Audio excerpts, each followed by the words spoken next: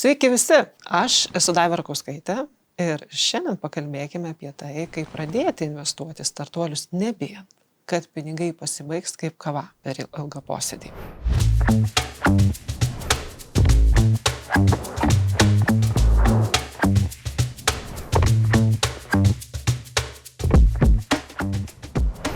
Pradėkime nuo klausimo, kodėlgi vis dar bijome investuoti į startuolius.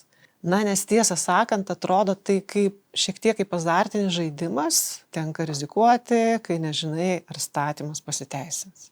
Bet, kaip sakoma, kas nerizikuoja, tas negeria šampano. O aš siūlau dar ir gerą espreso, nes be budrumo startuolio pasaulyje ilgai neišsilaikysite.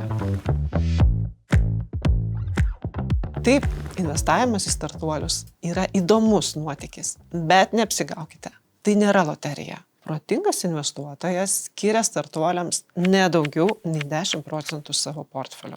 Kodėl? Kad turėtumėte rezervą, jei kas nors nutiks ne taip, kaip planuota. Juk gyvenime kartais reikia ir atsarginio plano, ar ne? Kaip ir užsilinkus prastoms oro sąlygoms, kai ką tik atvykote atostogų. Google duomenimis net maždaug daugiau nei pusė investicijų į startuolius gali nepavykti. Bet kita mažesnioji pusė, čia jau gali būti jūsų sėkmės šansas. Pavyzdžiui, 10-15% investicijų gali grąžinti net 100 kartų daugiau nei investavote. Tad jei vienas projektas užsilenkia, atsigręžkite į kitą. Galbūt ir ten ir slypi jūsų milijonas. Šiame versle svarbu suprasti, kad ne visos idėjos yra auksinės. Kai kurios gali atrodyti puikiai popieriuje, bet realybėje neveikti. Kaip sakoma, net jei Wi-Fi šaldytuvas skamba įdomiai, tai dar nereiškia, kad jo nori jūsų virtuvė. Geriausia rinktis tai, kas atitinka jūsų intuiciją ir žinias. Didieji investuotojai, tokie kaip Don Valentine iš Sequoia Capital, savo laiku drįso investuoti tokius projektus kaip Apple ar Nvidia, kai dar niekas apie juos nežinojo, kas iš jų išaugs. Štai jums ir įrodymas, kad kartais rizika atsiperka. Tačiau atminkite, sėkmė ateina tik tada, kai ją lydite žiniomis ir kantrybė. Investavimas į startuolius tai ne tik apie pinigus, tai ir apie galimybę būti pokyčių dalimi, prisidėti prie naujų idėjų kūrimo. Taip, tai reikalauja darbo, pradžioje gal net ir viso likusio jūsų nuo kitų darbų laiko. Bet tas laikas, tas darbas yra smagus, ypač kai matote savo investicijų rezultatus. Norėčiau akimirkai sustoti ir pakalbėti apie vieną svarbų dalyką, kuris dažnai užmirštamas investuotojų bendruomenėje. Tai mūsų požiūris į startuolių įkūrėjus, kai jų verslas neina taip, kaip planuota. Tenka girdėti, kaip investuotojai pradeda, kalti prie sienos įkūrėjus, kai rezultatai neatitinka lūkesčių. Bet ar susimąstėte, kokį poveikį tai gali turėti startuoliui? Juk šie žmonės, founderiai, jie jaučia didžiausią atsakomybę už savo darbą ir sėkmę. Jie dirba dieną naktį, nešdami ant savo pečių ne tik idėjos vystymą, bet ir visos įmonės likimą.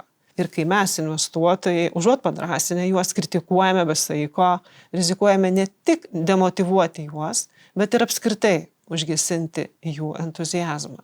Todėl rekomenduoju atminti, kad kiekvienas startuolis yra rizikingas projektas. Jei viskas klostytųsi pagal planą, tai jau būtų ne startuolis, o greičiausiai subrendusi korporacija.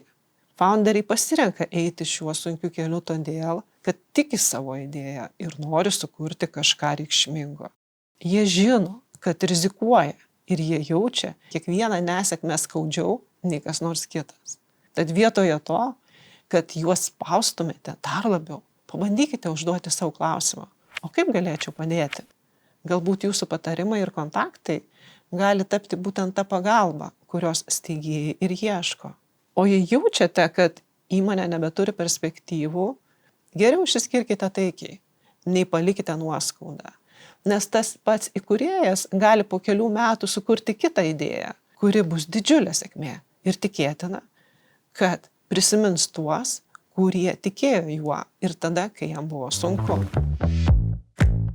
Pagalvokite, galbūt jūsų empatija šiandien gali tapti tiltu į rytdienos bendradarbiavimą, nes startuolių pasaulyje svarbiausia ne tik pinigai, bet ir žmonės.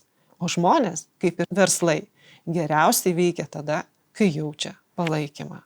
Ir nors kalbėjome apie empatiją bei palaikymą, noriu aiškiai pasakyti, jokių būdų tai nėra signalas tiem, kurie galbūt svarsto nesąžiningai pasinaudoti investuotojų pasitikėjimu. Deja, kartais susiduriame su įkūrėjais, kurie mielai priima investuotojų pinigus, tačiau neatsakingai žiūri į savo verslo vystymą. Nesistengia vykdyti savo įsipareigojimų ar tiesiog neturi realaus plano, kaip įgyvendinti savo idėją. Tokie atvejai yra visiškai kitokia situacija ir jie neturi nieko bendro su sąžiningais, sunkiai dirbančiais founderiais, kurie siekia sėkmės, net jei kelias į ją yra duobėtas. Jei investuotojai įtaria, kad susidūrė su nesąžiningu požiūriu ar neatsakingu elgesiu, tai yra signalas imtis rimtesnių, griežtesnių veiksmų tiek dėl savo investicijų apsaugos, tiek dėl sveikos startuolio ekosistemos palaikymo. Bet apie tai, kaip atpažinti tokius atvejus ir kaip elgtis, kai susidurėme su nesąžiningumu, pakalbėsime asmeniškai. O dabar būkime sąžiningi ir empatiški su tais, kurie tikrai stengiasi. Nes tik remdamiesi pasitikėjimu ir atsakomybę galime kurti sėkmingus ir vertę kuriančius verslus. Kaip visada, jei turite klausimų, kviečiu užsukti į anelycapital.com. Iki kito karto. Būkite atidūs, išmintingi ir nepamirškite, kad gera investicija prasideda nuo geros intuicijos ir patikimų žmonių. Dėkoju, kad buvote kartu.